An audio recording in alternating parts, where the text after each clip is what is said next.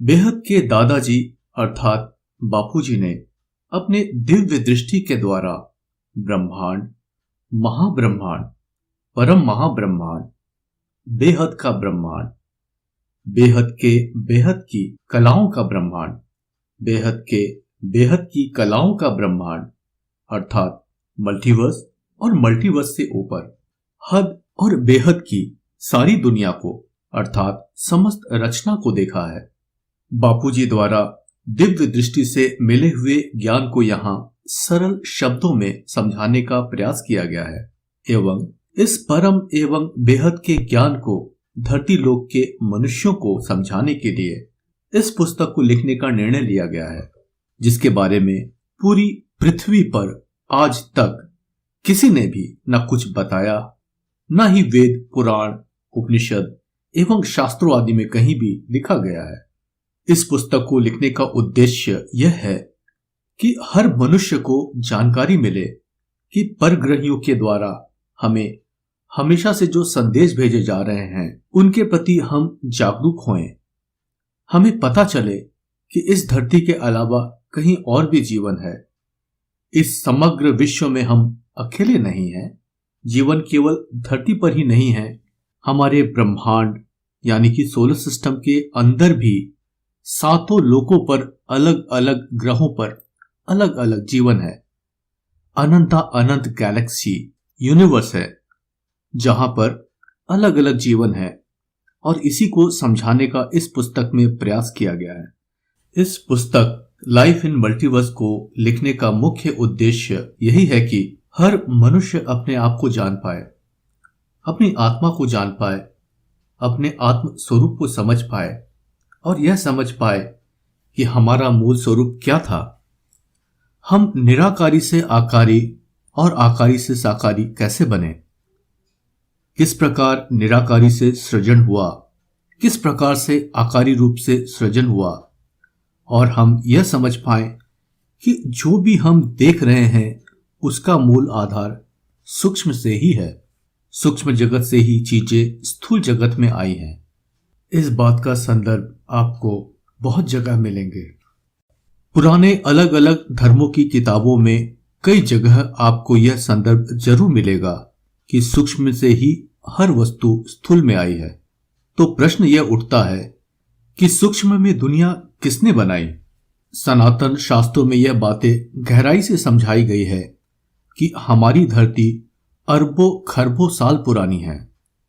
इसको कई चतुर्युग बीत चुके हैं और अनंत काल समय बीत चुका है, परंतु आज तक मनुष्य के मन में यह प्रश्न नहीं उठा कि हम कौन हैं, कहां से आए हैं, क्यों आए हैं और किस तरह हम जन्म मृत्यु के चक्र से बाहर निकल सकते हैं, किस तरीके से हम वापस अमर लोक जा सकते हैं।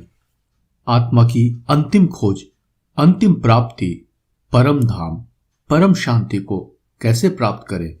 हर मनुष्य अपने मूल उद्देश्य को जाने, अपने आप को जाने और इस विश्व में रहने वाली तमाम अनंता अनंत रचना को जाने, अलग अलग आत्मा के प्रकार को जाने, अनंता अनंत शिव, महाशिव, परम महाशिव की रचना कैसे, कब, किस प्रकार हुई, यह सब आध्यात्म के साथ, सनातन शास्त्रों के साथ समझाने की इस पुस्तक में भरपूर कोशिश की गई है, ताकि हर मनुष्य इस बात को गहराई से समझ सके कि सिर्फ धरती पर ही जीवन है ऐसा नहीं है, बल्कि हर जगह जीवन है।